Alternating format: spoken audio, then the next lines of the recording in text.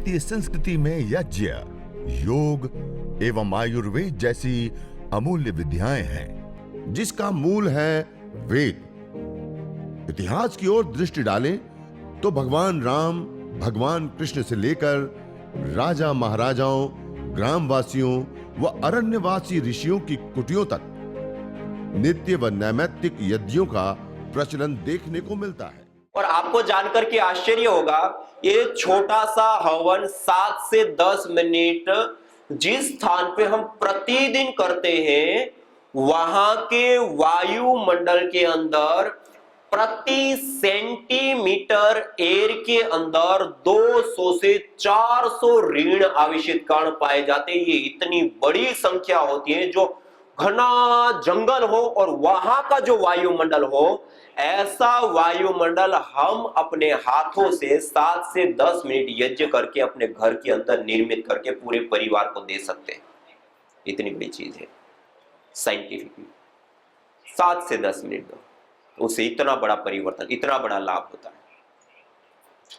इसके साथ साथ एक दूसरा और महत्व है, तो एक लाभ हो गया ऋण आवेशित कण वाला। उसके साथ साथ एक दूसरा और महत्वपूर्ण विशेष लाभ हमें प्राप्त होता है। देखिए, आज हम जिस अथाह वायु के समुद्र में श्वास लेते हैं, आज ये वायु हो गई है प्रदूषित। क्या हो गई है?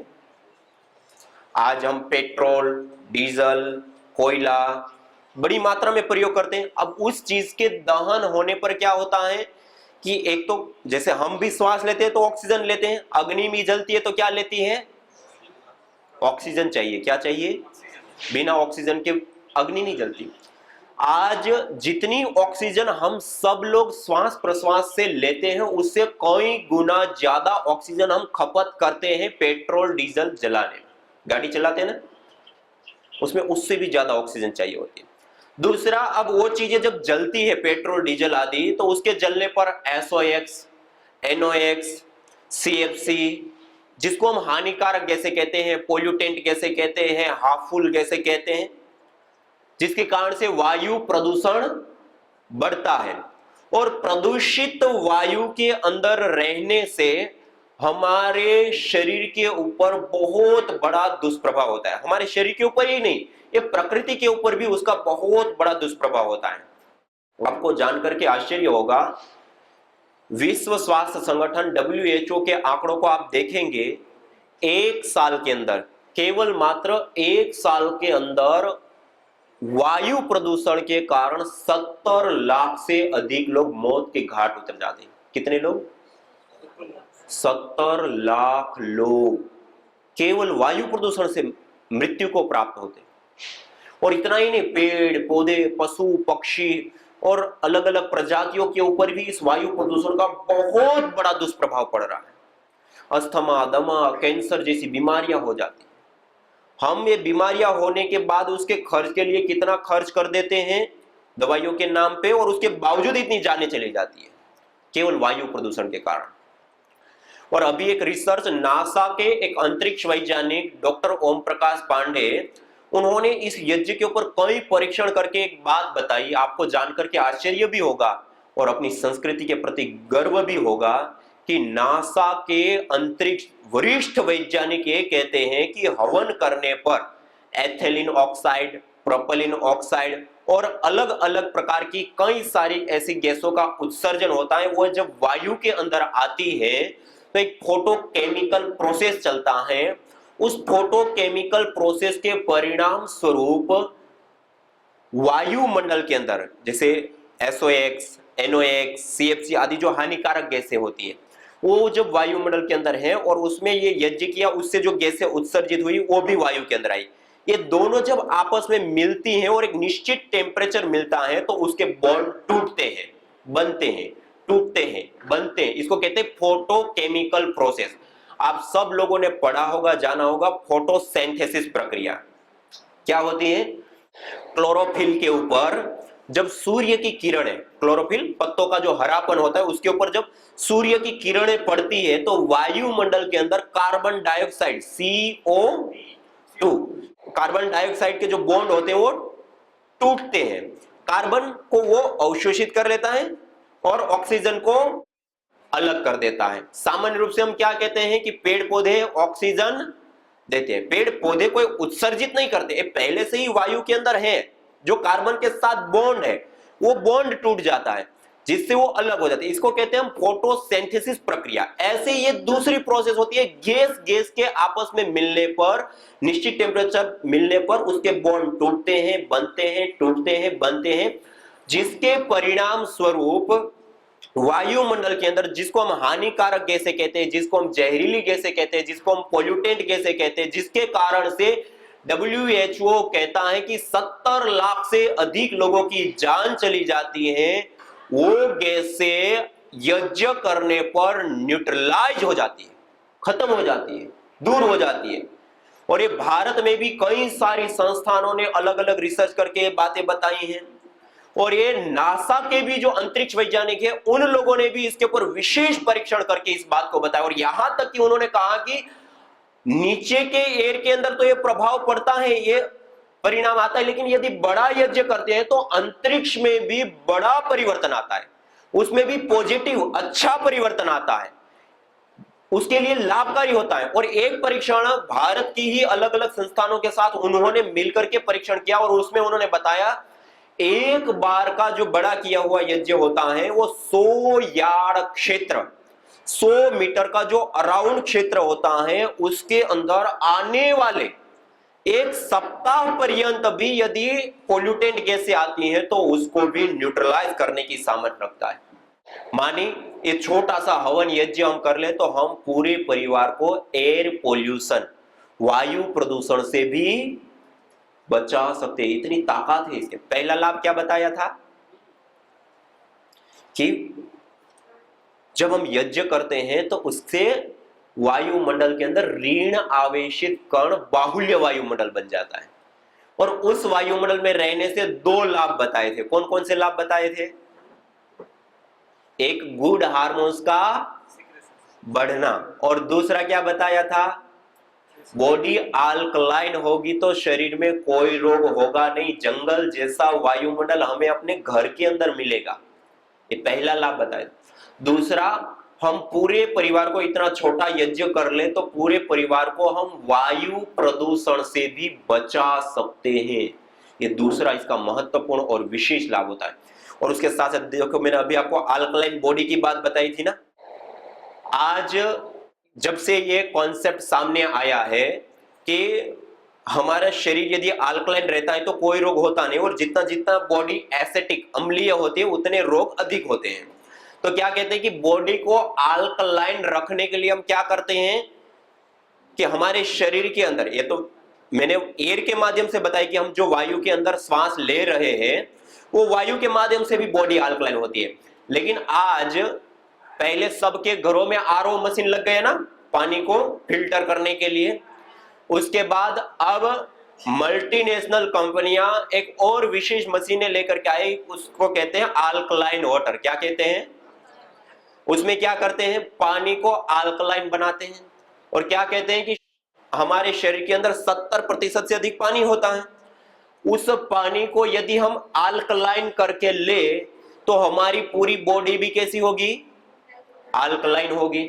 और पूरी बॉडी अल्कलाइन रहेगी तो शरीर में कोई रोग होगा नहीं। और 10-15 रोग का नाम गिना दे, घुटनों में दर्द नहीं होगा, कमर में दर्द नहीं होगा, चमड़ी में झुर्रियां नहीं पड़ेगी, जल्दी बुढ़ापा नहीं आएगा, एसिडिटी की प्रॉब्लम नहीं होगी, कब्ज, कॉन्स्टिपेशन आदि नहीं होगा। जो कॉमन चीजें होती है सब जगह पे, ऐसे 10, 15, 20 नाम लेते हैं और 3.5 लाख रुपए की मशीन लोगों के घर में लगवा देते हैं। कितने की? व्यक्ति को ऐसा लगता है कि बीमार हो जाते हैं तो बीमारी से इतने लाख रुपए वैसे ही खर्च हो जाते हैं, कम से कम अच्छा पानी पिएंगे, अच्छी आयु होगी, अच्छा वो होगा, ऐसे करके लोग लगा रहे हैं। अब आरओ मशीन की जगह पर अब ये मशीनें शहरों में लगने लग गई। और आपको जानकर के आश्चर्य होगा, 1 लीटर पानी वैसे लेते तो 70, 80 से 100 रुपए की 1 लीटर की बोतल आती है, और यदि हम मशीन लगा दे तो 3-3.5 लाख रुपए लगते हैं। और ये जो हम हवन करते हैं ना, हवन करने के बाद, यज्ञ करने के बाद जो राख, भस्म, भभूत बच जाती है ना, गाय के गोबर के उपले प्रयोग करते हैं, और जो भभूत बच जाती है उसको थोड़ा सा पीस लेते हैं, खरल कर लेते हैं, पीसते हैं ना, पत्थर के बीच में पीस लेते हैं, खरल कर लेते हैं और छान लेते हैं। और आपको जानकर के आश्चर्य होगा, एक चुटकी भर एक गिलास पानी में भस्म डाल दो, जो 3.5 लाख रुपए की मशीन पानी को अल्कलाइन करके देती है, वो यज्ञ की एक चुटकी भस्म करके देती है। पूरा पानी अल्कलाइन हो जाता है। और अल्कलाइन ही नहीं, अल्कलाइन के साथ साथ जब उसका लेबोरेटरी टेस्ट किया गया, उस पानी के अंदर कैल्शियम, आयरन, जब घुटनों में दर्द, कमर में दर्द या हड्डियां कमजोर हो जाती, कैल्शियम की कमी होती है, और आयरन की कमी, रक्त अल्पता, ताकत की कमजोरी, शक्ति ना होना, या ऐसी ऐसी अलग अलग प्रॉब्लम हो जाती है, तो आयरन चाहिए। Calcium, iron, zinc, potassium, magnesium, ये जो खनिज चाहिए हमें, वो खनिज भी उसके अंदर आ जाते हैं, और वो पूरा पानी अल्कलाइन हो जाता है, जो 3.5 लाख रुपए की मशीन करके देती है, आप एक चुटकी भस्म। और अभी हमने कई दिन से चालू, एक छोटा सा कपड़ा रखते हैं पतला, उसके अंदर 2, 4, 6 चम्मच भस्म ले लिया, उसको बांध दिया, जो हम दिन भर पानी 5 लीटर 10 लीटर पानी चाहिए उसकी मटुकी भर लिया, उसके अंदर इस पोटली को डाल दिया, रात को सुबह में निकाल करके 1-2 बार डुबो करके अच्छे से निचोड़ दिया, और इसको निकाल दिया, धो लिया, दूसरे दिन दूसरा डाल दिया। अब ये पानी दिन भर पियो, इतना ही खाली कर लिया तो आप समझिए आपने अपने घर के अंदर पानी को अल्कलाइन करने की 3.5 लाख रुपए की मशीन लगा ली। इतना लाभ होता है, और कोई रोग होगा नहीं शरीर में।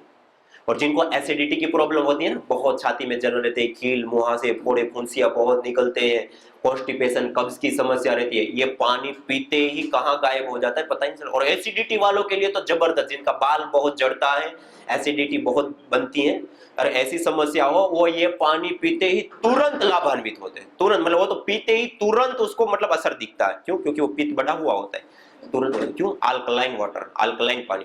खाली हम यज्ञ की भस्म का भी प्रयोग कर लेते, इतना विशेष लाभ होता है। और उस भस्म को थोड़ा सा गाय के घी के साथ छान कर, जो पीसा छाना, और उसको थोड़ा गाय के घी के साथ मलहम जैसा बना करके रख लेते हैं। कभी कुछ दांत, खाद, स्किन एलर्जी या चर्म रोग अलग अलग हो जाते हैं, तो उसमें लेपन करते हैं, तो उसमें भी विशेष लाभ होता है।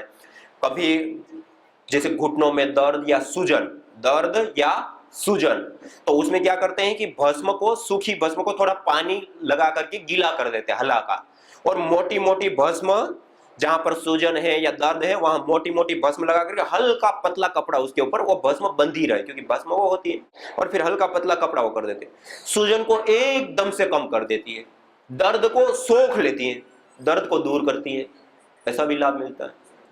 तो भस्म के अलग अलग बहुत सारे लाभ हैं। हम पेड़ पौधे आदि में प्रयोग करें तो उसमें भी उसकी फलद्रुपता बढ़ती है, उसके अंदर एक्टिव कंपोनेंट्स बढ़ते हैं, और उसमें अलग अलग बहुत सारे लाभ होते हैं, कीट पतंग आदि भी दूर होता है। आप लोगों ने भी देखा होगा, जो लोग कृषि करते हैं, पहले दादा दादी लोग बैंगन आदि की वो करते थे, तो उसमें भस्म को छिड़क देते हैं, भस्म को छिड़क देते तो कीड़े आदि लगते ही नहीं, उसमें वो खराब ही नहीं होते पौधे। और आज इतना जहर उड़ेल रहा है फिर भी कीड़े खा जाते हैं। तो ये प्राकृतिक रूप से कीटनाशक के रूप में भी वो कार्य करता है, तो इस रूप में भी हम प्रयोग करते हैं। तो मैंने एक संयोग वर्ष आपको जो अल्कलाइन बॉडी की बात थी, तो मैं भस्म से भी हम इस लाभ को उठा सकते हैं, इसलिए मैंने ये साथ में लाभ बताया।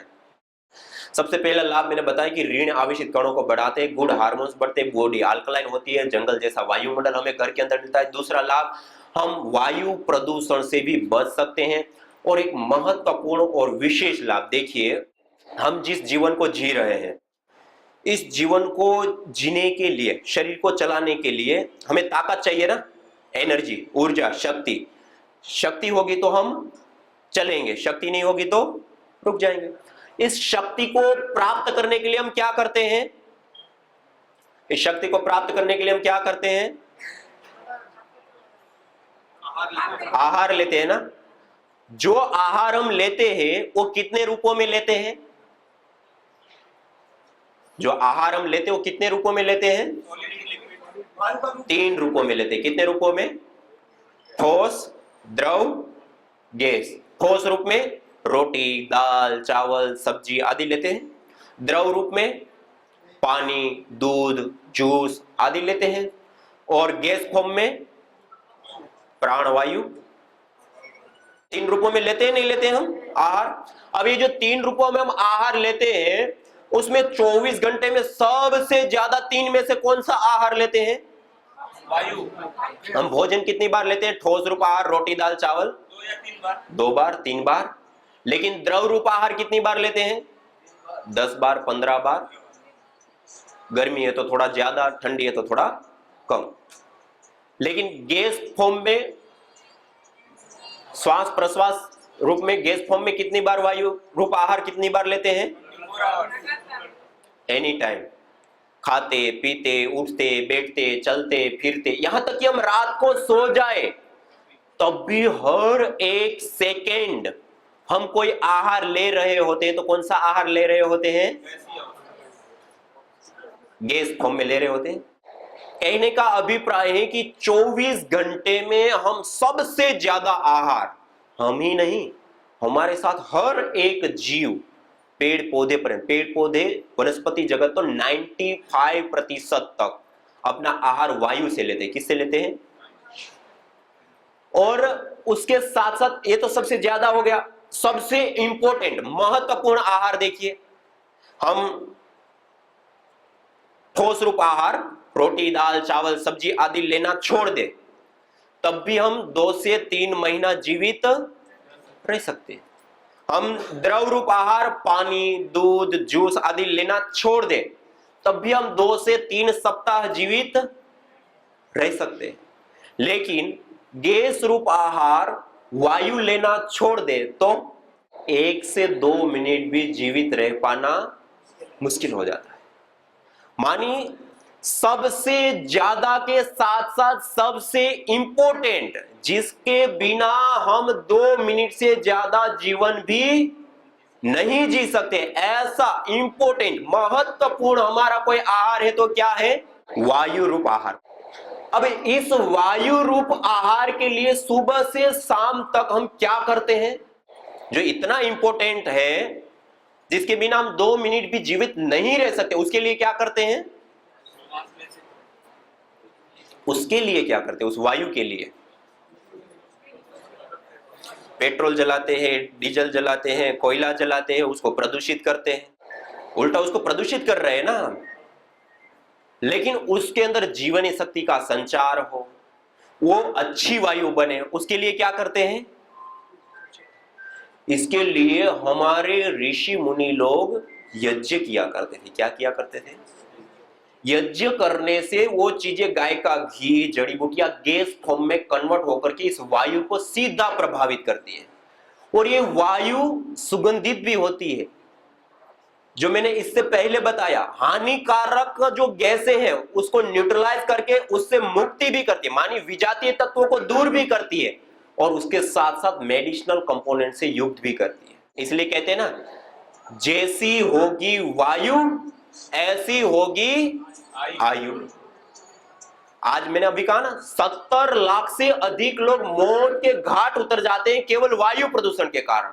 और बड़े जो शहर होते हैं, जो प्रदूषित बड़े शहर हैं, उन शहरों के अंदर 1 साल रहने पर 6 महीने से लेकर के 5 साल की आयु कम हो जाती है व्यक्ति की।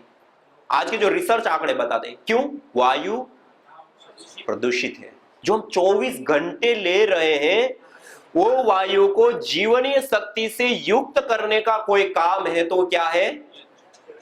जैसी होगी वायु वैसी होगी आयु। जिनको चाहिए उत्तम आयु, उसको क्या करना पड़ेगा?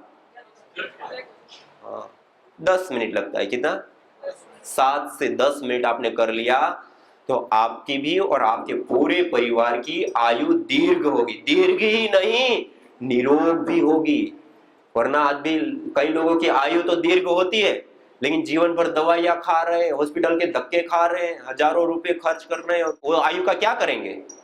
तो अच्छी आयु, स्वस्थ आयु चाहिए, लंबी आयु चाहिए, तब भी ये यज्ञ हमारा साथी है। ये बहुत बड़ा उपयोगी, ये भी एक विशेष लाभ प्राप्त होते हैं। कितने लाभ हो गए? कई सारे लाभ हो गए ना। देखिए, एक लाभ और विशेष, आज आपने सबने पिछले 2-3 साल में देखा, कोरोना वायरस के कारण बहुत बड़ी मात्रा में सब जगह पर हानि हुई और बहुत लोगों ने अपने जीवन भी गंवा दिए। और देश ही नहीं, पूरी दुनिया के बड़े बड़े जो देश कहे जाते हैं वो भी हिल चुके थे, केवल एक जीव के कारण। और ऐसे धरती पर एक नहीं, कितने प्रकार के अलग अलग बैक्टीरियाज हैं, वायरस हैं, फंगस हैं, और अलग अलग, इसको कहते हैं माइक्रोबायोलॉजिकल प्रदूषण। क्या कहते हैं? छोटे छोटे जीव जिनको हम अपनी आंखों से नहीं देख सकते हैं, लेकिन वो अलग अलग माध्यमों से फैलते हैं और उसके कारण से अलग अलग प्रकार की बीमारियां करते हैं। इसको हम कम्युनिकेबल, मॉडर्न मेडिकल साइंस में कम्युनिकेबल डिजीज कहते हैं। आज हम विश्व के आंकड़ों को देखें तो केवल मात्र बैक्टीरिया, वायरस और फंगस जनित जिनको हम कम्युनिकेबल डिजीज कहते हैं, उसके कारण पूरी दुनिया में 2.25 करोड़ लोगों की जान चली जाती है। कितने? 2.25 करोड़ लोगों की जान चली जाती है। और इसमें फैलने के अलग अलग बहुत सारे साधन हैं। उसमें से एक सबसे बड़ा साधन एक है जो हमारे सबके हाथ में है, मोबाइल। आप मोबाइल को कितनी बार दिन में छूते हैं? एक व्यक्ति बता सकता है कि इतनी बार छुया? हम बार बार उसको छू, हर कार्य को कर रहे छू रहे, हर चीज को छू रहे उसको छू रहे, हर काम को कर रहे उसको छू रहे। और उसकी सफाई कितनी बार करते हैं हम? उसको साफ अच्छे से कितनी बार करते हैं? एक बार भी नहीं। कई दिन में भी एक बार नहीं। कई लोगों का तो ऐसा भी होगा। अभी एक रिसर्च की गई, कुछ ऑपरेशन करने वाले डॉक्टरों के मोबाइल लिए गए, कुछ ओपीडीज के बैठने वाले डॉक्टरों को लिए गए, कुछ दुकान चलाने वाले लोग, कुछ ठेले वाले लोग, ऐसे अलग अलग प्रकार के ऑफिसर लोग, आम आदमी, ऐसे अलग अलग लोगों का चयन किया गया और उनके मोबाइल को स्वाइप कर करके सैंपल लिए गए और उसको जब लेबोरेटरी में टेस्ट किया गया, हमारे घर के अंदर टॉयलेट सीट होती है ना, उसके ऊपर भी जितने खतरनाक और बड़ी मात्रा में बैक्टीरिया आदि नहीं होते हैं, उससे भी ज्यादा खतरनाक और बड़ी मात्रा में बैक्टीरिया हमारे मोबाइल और मोबाइल के कवरों के ऊपर पाए गए।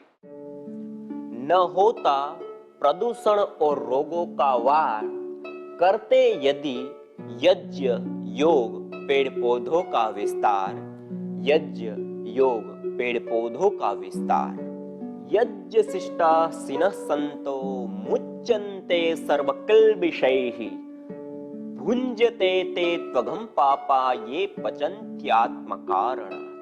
अर्थात जो यज्ञ शेष बचे हुए अन्न का पान करते हैं, प्रसाद को प्राप्त करते हैं, प्रसाद को ग्रहण करते हैं, वह मुच्यन्ते सर्वकिल्बिषैः, सभी प्रकार के पापों से, दोषों से मुक्त हो जाते हैं। भुंजते तु त्वघं पापा ये पचन्ति आत्म कारणा, जो केवल अपने पेट की आपूर्ति के लिए अन्न को पकाते हैं, वह अन्न नहीं अपितु पापी लोग पाप का भोग कर रहे हैं।